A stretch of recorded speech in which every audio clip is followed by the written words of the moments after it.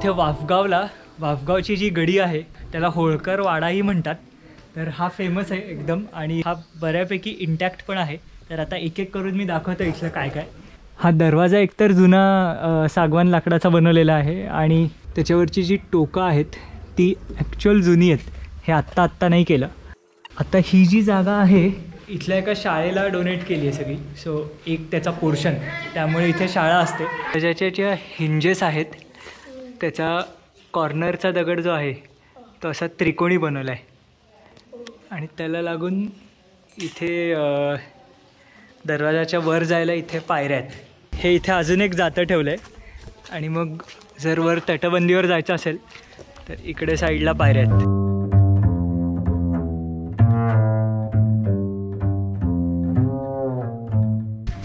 ह्या दरवाजाच्या समोर हा जो मोठा वाडा दिसतोय ह्याला राजवाडा म्हणू शकतो आपण आणि ती लेफ्टला जी आहे ती शाळा आहे.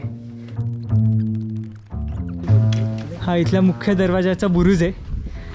तो फुल्ली इंटॅक्ट आहे आणि तोफा लावायला जागा आणि बाकी बंदुकींचा वार खाली करायला वेगवेगळ्या ज्या खाचा आहेत. एक तर ही एकाला एक लागून अशा 3 वेगवेगळ्या हा एक प्रकार आहे आणि इथे आत जाऊन 3 बायफर्केट होणाऱ्या खाचा हा एक प्रकार आहे.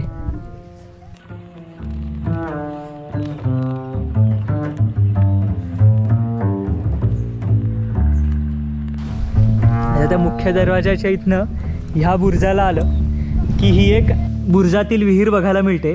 ती लिटरली 100 फीट खोल आहे इथनं आणि त्याला पुढे अजून 2 दरवाजे आहेत. हे असं स्ट्रक्चर मी लिटरली आयुष्यात पहिल्यांदा पाहिले. हे खूपच युनिक आहे. ह्याचा मेन उद्देश हा इथे जे वर सैनिक असतील तर त्यांच्या पाण्याची सोय लगेच वरच्या वरच व्हावी म्हणून या विहिरीचं कन्स्ट्रक्शन केलं गेलं असावं.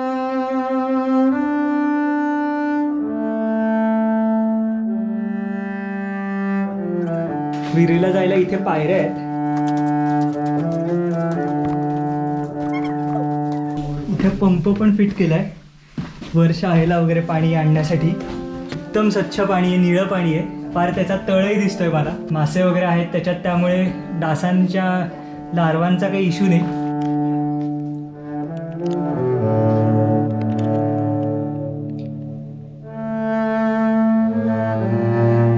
हे एक सर्वात खालचं दार आहे आणि हे वरनं दिसणारं जे दुसरं दार होतं तर हे येते.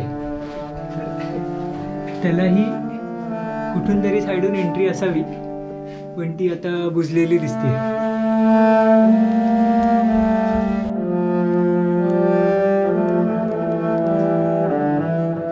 इथे आत एक असलेलं छोटंसं देऊळ आहे.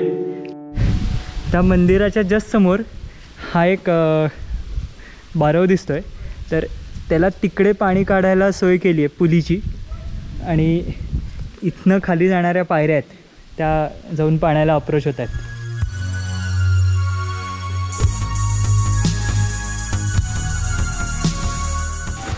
ह्याला काइंड ऑफ विहिरीसारखं आपण म्हणू शकतो पण ही विहीर नाही आहे. ह्याला बारव म्हणतात मराठीत.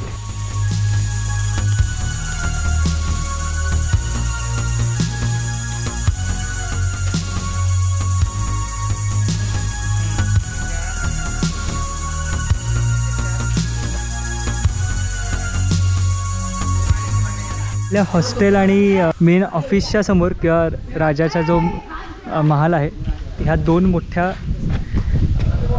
बांगडी तोफा मिळतात. तर ह्याला बांगडी तोफ का म्हणतात? हे वेगवेगळे लेयर्स आहेत. हे तुकडे वेगवेगळे बनवायचे आणि मग त्याला नंतर अटॅच करून ही अख्खी तोफ बनवली आहे म्हणून हे त्याचं नाव पडलं आहे.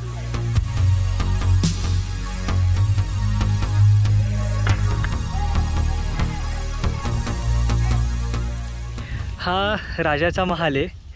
मग ही मध्ये शाळा लागते 10वी पर्यंतची आणि मग हा राणीचा महाल आहे.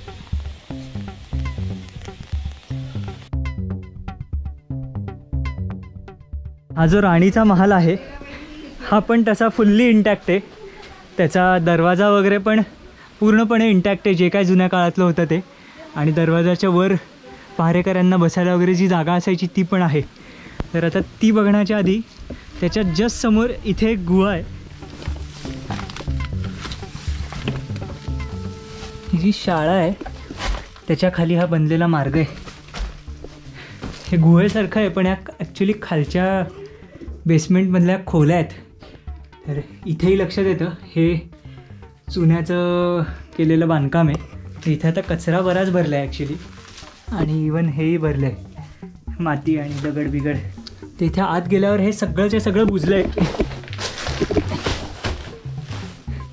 ते 2 वेगवेगळ्या खोल्या आहेत, पण अजून आत जाणं काही शक्य नाही. ती जी शाळा आहे पार तिथपर्यंत त्याच्या रूम्स एक्सटेंड होतात, आणि त्याच्या पुढे म्हणतात की ती खेडच्या साईडला त्याचं ओपनिंग बाहेर निघतं. तर एवढं मला वाटत नाही अख्खंच्या अख्खं कोण गेलं असेल, पण आत गेल्यावर श्वास घ्यायला पण फार त्रास होतो असं आत्ता मला या मुलांनी सांगितलं. त्यामुळे आत्ता तसल्या तयारीत मी आलो नाही आहे, त्यामुळे मी ते काही करणार नाही आहे.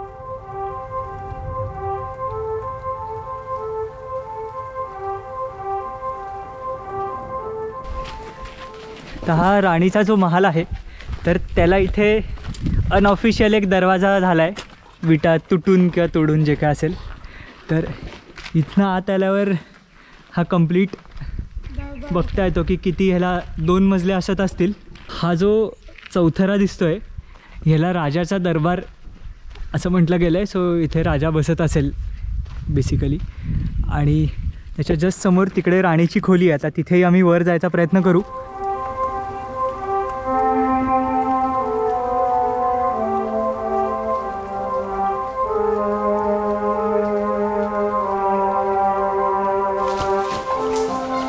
हा तो दरवाजा आहे बाहेरने मी दाखवला तो. तर हा असा इथनं आत येतो आणि इथे वर खोलीत जायला हा रस्ता आहे, पण त्याचं आत्ता स्ट्रक्चर समोरचं पडलं आहे. त्यामुळे आता इथे दुसरा एक रस्ता क्रिएट झाला आहे आतल्या आत. इथेही हा दरवाजा असेल, त्याची ही साईडची भिंत पडली आहे. हे एवढंच असणार तेव्हा. आणि इथनं वर जाता येतं मुख्य दरवाजाच्या.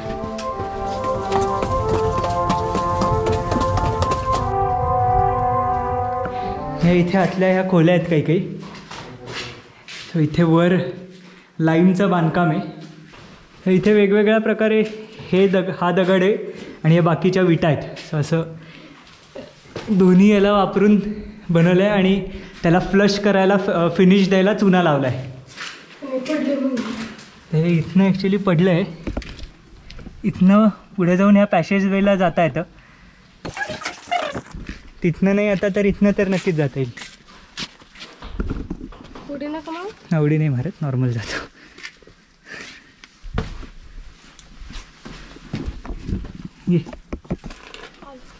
इथून कड्याकड्यावरनं चालून यावं लागतं, पण तसं सेफ आहे ते. आता या राणीच्या महालाच्या पॅसेजवेजमध्ये मी फिरतो आहे. आणि हा जो पॅसेज आहे हा थ्रू आऊट तिकडे राजाच्या इथपर्यंत जातो आणि परत असा अख्खा गोल फिरून येतो.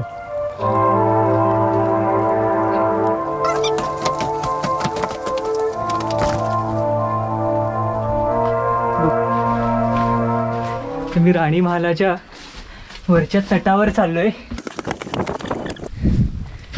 तर इथे सगळं गवत आलं आहे आणि ही सर्वात वरची लेवल आहे ह्याची. इथनं बाहेर डायरेक्ट गडीची शेवटची भिंत दिसते. हे दरवाजाच्या जस्ट वरची गॅलरी आहे आणि इथनं मी मगाशी दाखवलं तर हा भाग त्याचा अख्खा पडला आहे. हा सर्वात टॉपमोस्ट पॉईंट ॲक्च्युअल. इथे ध्वज वगैरे उभारत असतील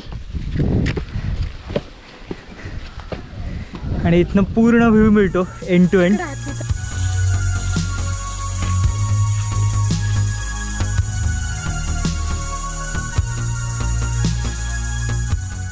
या राणीच्या महालाच्या मागे ह्या साईडला एक अजून दरवाजा आहे. याला हे दिंडी दरवाजा म्हणतात. तर हा तसा तर उघडा आहे. साधारण तो त्याच स्केलचा आहे जितका मुख्य दरवाजा आहे, पण थोडा छोटा. आता इथे बाहेर येऊन इथे तर काही नाही आहे, हे सगळं गवतच आहे. सो इथेच समोर ॲक्च्युली वेळू नदी आहे. हा दरवाजा जो आहे ह्याचं संवर्धन केलं आहे. सो ह्याला लॅकर आणि रंग लावला आहे.